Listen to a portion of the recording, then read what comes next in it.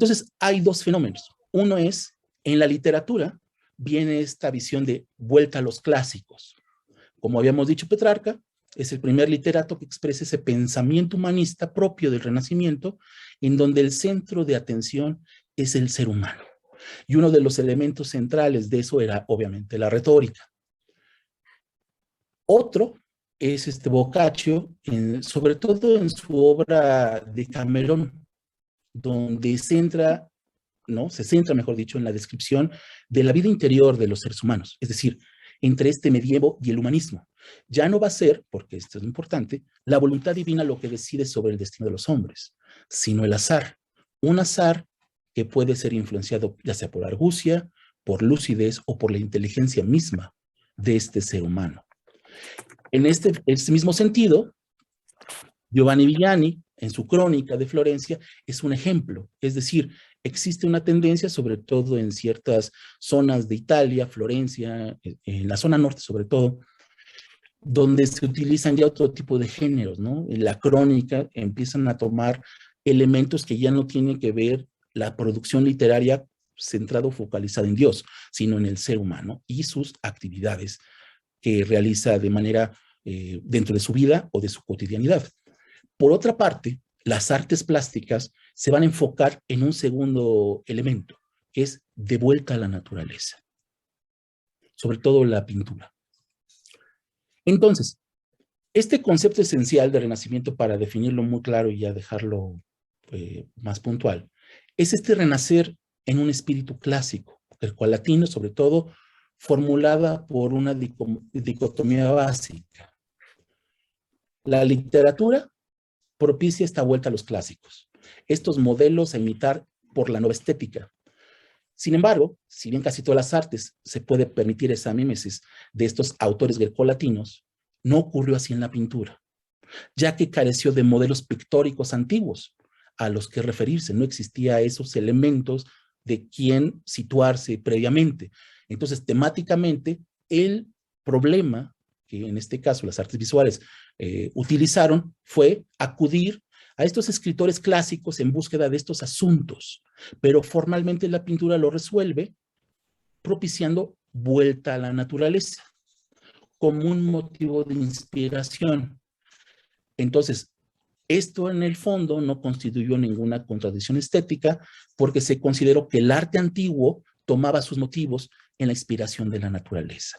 Ya de vuelta en la naturaleza, entonces, vamos a concebir el arte humano al mismo tiempo que el de la creación y el artista equivalente al Dios creador, es decir, esta visión creativa al construir una obra de arte.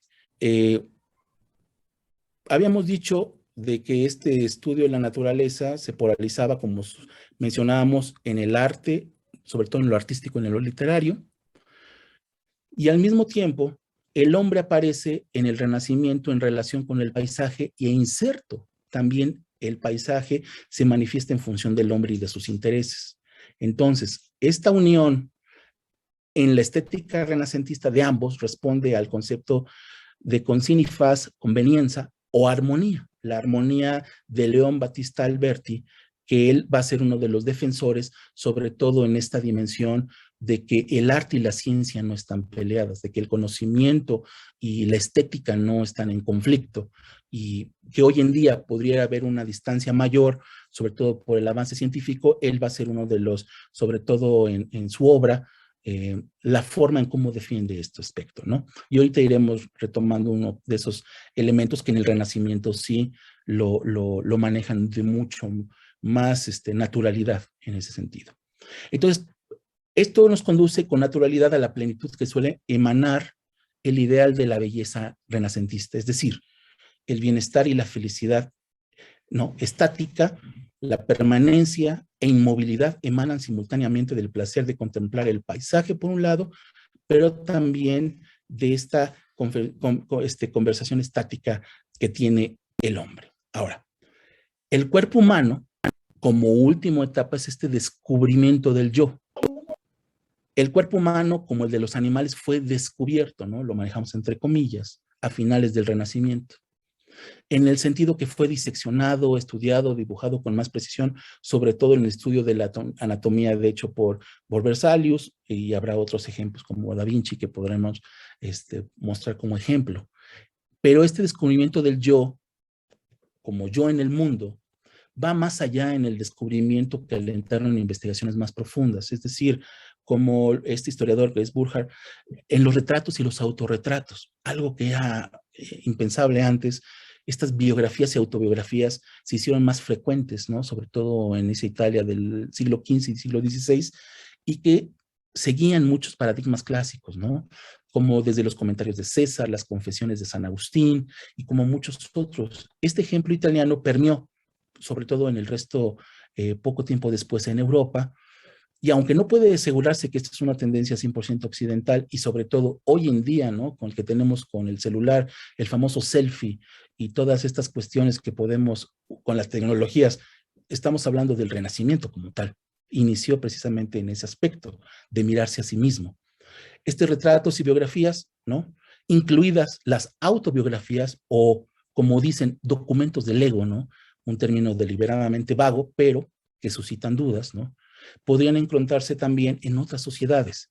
Sin embargo, el Renacimiento, sobre todo en Europa, encuentra este elemento trascendental. Ahora, desde una cuestión visual, la pintura medieval carecía de naturalismo y de expresividad, ¿no? En sus formas, sobre todo, se pintaban temas religiosos. Los colores obviamente eran intensos, el contorno de las figuras se perfilaban sobre todo con líneas gruesas, las partes del cuerpo sobre todo resaltaban ojos y manos, y obviamente uno de los elementos, no había paisajes de fondo, es decir, eran solamente una manera de representación de, en este caso, las escrituras o paisajes sagrados, ¿no? Igual, ¿no? Son elementos de cómo se van retomando aspectos de esta transición a una época renacentista, ¿no? Con aspectos medievales, por eso hablamos de una transición, no de un hecho de un cambio radical. Entonces podemos ver una dentro de una figura no como la previa, sino ya más realista. Sin embargo, retomando, aunque se manejan aspectos romanos, se retoman aspectos medievales dentro de su creación. Si podemos hablar del Renacimiento en Italia, también podemos hablar de otra escuela, ¿no? O otro movimiento u otro renacimiento, como dicen autores. Estamos hablando de Borgoña, ¿no? Entonces, estamos hablando sobre todo del norte de Italia, ¿no? Florencia, Venecia, Milán, y acá estamos hablando de Borgoña en Flandes, ¿no? En Borgoña mismo, ¿no? La zona de los Países Bajos, sobre todo porque hubo gran influencia de estas dos zonas, como eran las zonas más importantes de su época y más, de mayor trascendencia artística.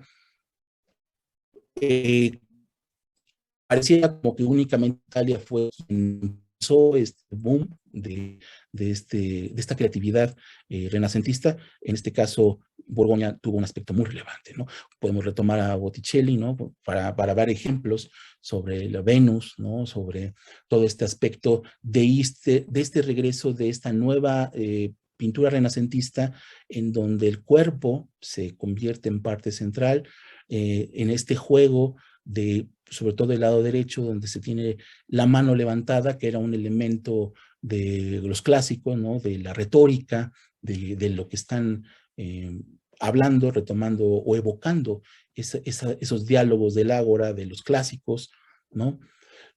Retomar todos los aportes, ¿no? De Da Vinci, y ahí aquí era importante retomar este aspecto porque en el Renacimiento como tal hubo esta cuestión de esta circunstancia de situar al hombre, es un antropomorfismo marcado, donde el hombre es el centro ya del interés, no solo de la ciencia y del conocimiento, sino también del arte. Entonces se van a conjugar en esta, como habíamos mencionado en una primera instancia, no existe una distinción tanta, sino hasta ellos mismos defienden de cómo la geometría, ¿no? Como tal, empieza a medirse el cuerpo, las cosas, la anatomía, el conocimiento.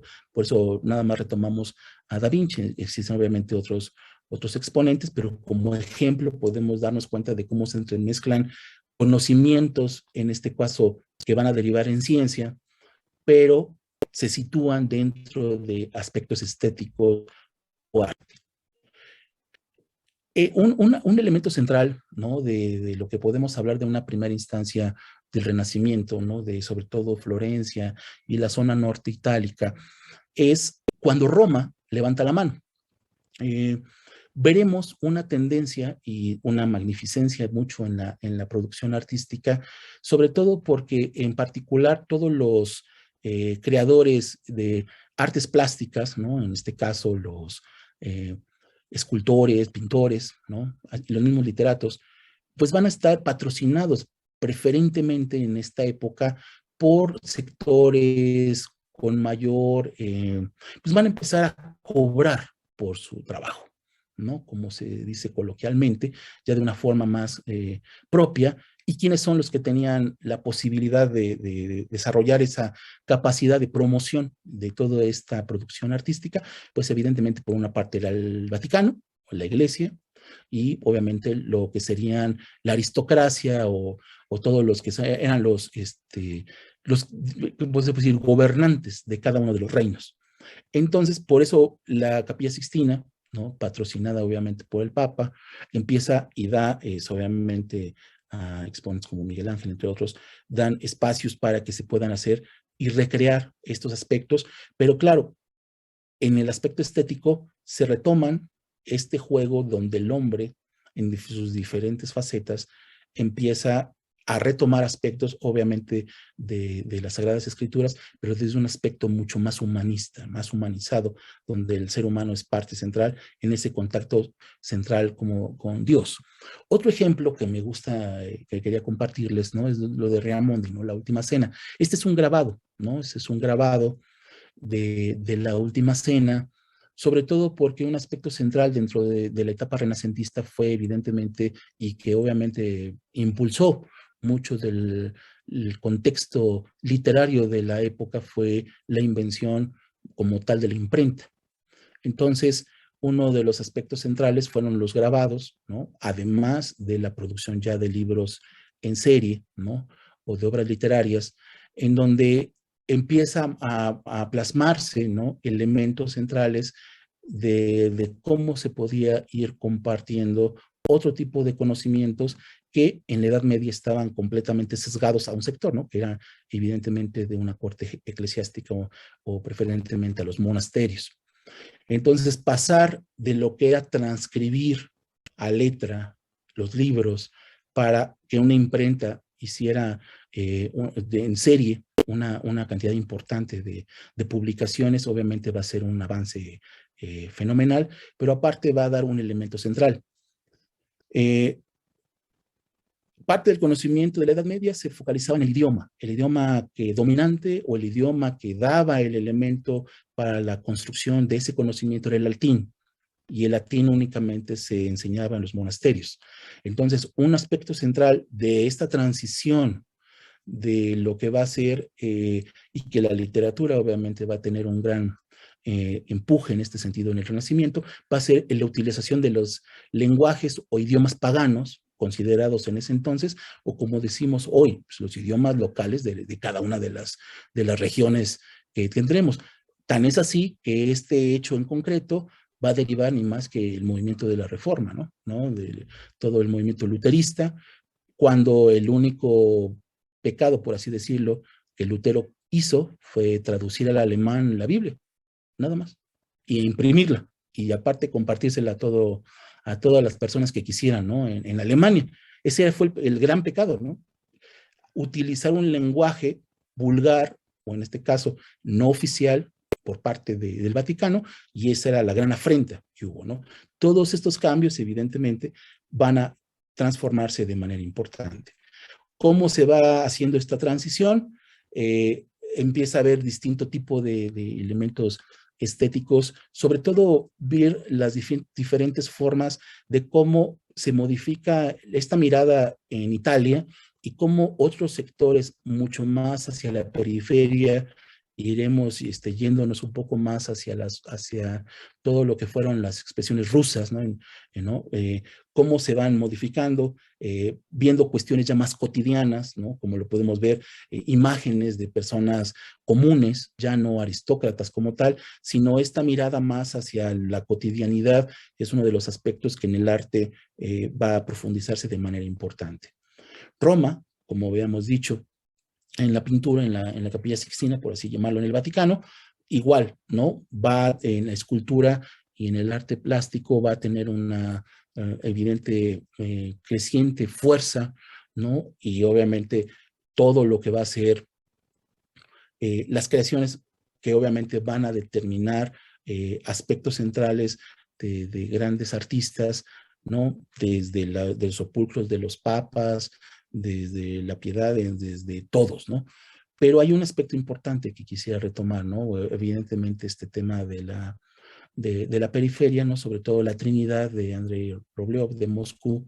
¿Por qué? Porque hubo una resistencia como tal. Es decir, esta idea de que Italia permeó todos lados y que gracias a que este espíritu renacentista itálico cambió completamente la forma creativa y estética de todo lo que fue ese momento, pues no lo vimos así. O sea, en esta cuestión zona oriente, más relacionada con los bizantinos, con lo que era en ese entonces la zona oriental romana y la parte rusa, por así decirlo, los territorios de Oriente, Europa Oriental, obviamente todavía retoman y tardan mucho más tiempo, porque estamos hablando en el mismo contexto, en la misma época, donde esta es la Trinidad, ¿no? Una de las grandes obras de Andrei Rublev, en donde obviamente se manifiesta esta mirada de Abraham, de cómo se van encontrando la Santísima Trinidad, el Padre, el Hijo y el Espíritu Santo, en ese encuentro del Testamento, ¿no? Del Antiguo Testamento, de cómo se van dando estos pasajes bíblicos y esta mirada triádica religiosa que se tenían, ¿no? Sobre todo en el contexto ruso, que en ese momento es cuando adoptan el nombre zar, todos los gobernantes retoman esa mirada romana. Entonces, esta tendencia, y es parte de lo que Burke había retomado y que retomamos en esta plática, vemos que la estética renacentista es mucho más plural de lo que nosotros en un principio nos comentan, ¿no? Es diferentes aspectos importantes. Otro aspecto, y esto me gusta porque quiero retomar como último elemento, este es una obra, una pintura del siglo XVI. Entonces, la gran pregunta es, y ahorita eso será la parte, el cierre de esta plática, es, bueno, tuvimos problemas para definir cuándo inicia el Renacimiento. Bueno, ahora el gran problema es cuándo acabó, porque de la misma circunstancia va a ser muy complicado ir, ¿no? Entendiendo esas modificaciones. Podemos ver la transición en la arquitectura, trasciende de lo gótico y después se va en una tendencia de un elementos romanos clásicos del Renacimiento y termina en lo barroco, ¿no? Por decirlo claro, como tendencia, pero estamos hablando de expresiones, sobre todo en la arquitectura, que van a tardar hasta el siglo XVII, siglo XVIII. Entonces, se ha situado por lo general desde con la llegada del pensamiento moderno, pues es a partir del pensamiento de René Descartes, ¿no? O sea, Descartes es cuando da el inicio de lo que se ha denominado la modernidad. Bueno, pues ya podemos hablar de que tenemos casi como 5 siglos de modernos, ¿no? Entonces ya tenemos harta modernidad encima, ¿no? Ya por eso hablamos de la nueva modernidad. Pero bueno, en este trance, precisamente porque Descartes llega poco tiempo después de esta pintura de Peter Bruegel, el viejo, es esta escena en donde se retoman el aspecto burlesque, la farsa, la risa, la burla, es un elemento medieval muy, muy, muy interesante, muy criticado por la iglesia, pero que en el arte, en la literatura, existen elementos que podemos ir retomando y que serían aspectos muy, que no solamente te tienen que dejar que el Renacimiento fue estrictamente pensamiento religioso, existía mucho lo que era la ironía y la farsa. Entonces, esta es una pintura en donde se recrean distinto tipo de momentos donde el carnaval, este carnaval que lo situamos hoy como esta festividad que evidentemente las personas se cubren la cara y que son los carnavales que conocemos hasta la fecha actual, se pelea con Doña Cuaresma, ¿no? Entonces el carnaval tiene en su etimología, en su significado, pues habla de la carne, ¿no? Cuando la carne la dejamos libre para hacer, ¿no? Evidentemente hablando de un aspecto carnal, ¿no? Y la libertad de las actividades humanas en este sentido. Y Cuaresma, pues obviamente habla del aspecto de la Semana Santa y esta tensión entre, por un lado, lo que sería esta mirada, la mirada de San Agustín dicotómica, podemos retomar esa, la ciudad de Dios y la ciudad de los hombres, es decir, la ciudad de los hombres de los 7 pecados capitales y la ciudad de Dios, que es la iglesia, se va a simbolizar en esta obra que podemos ver, que retoma, si se dan cuenta, de varios pasajes de la historia del conflicto entre estos dos elementos ideológicos medievales.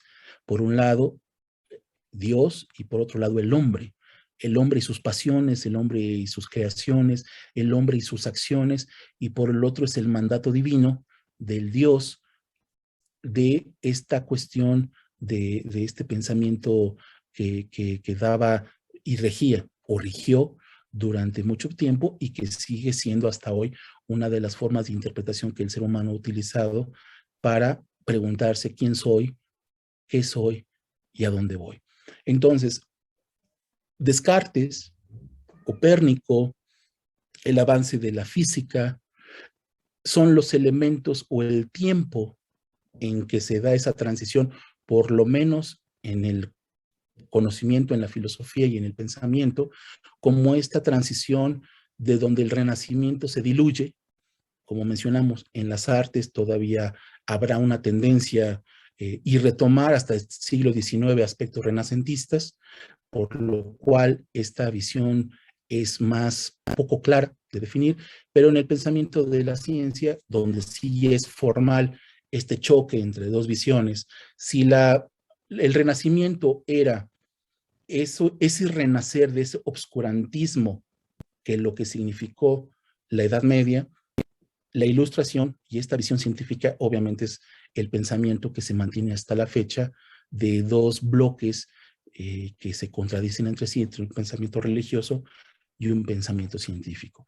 Entonces, el Renacimiento como tal es un elemento muy rico que nos permite, y aquí nada más brevemente se esboza, porque obviamente da pie para multiplicidad de pláticas, porque cada vez que te adentras en esta época, pues te das cuenta de que hay elementos que dan para mucho y depende de cada disciplina artística o de interés de en dónde se puede ir adentrando.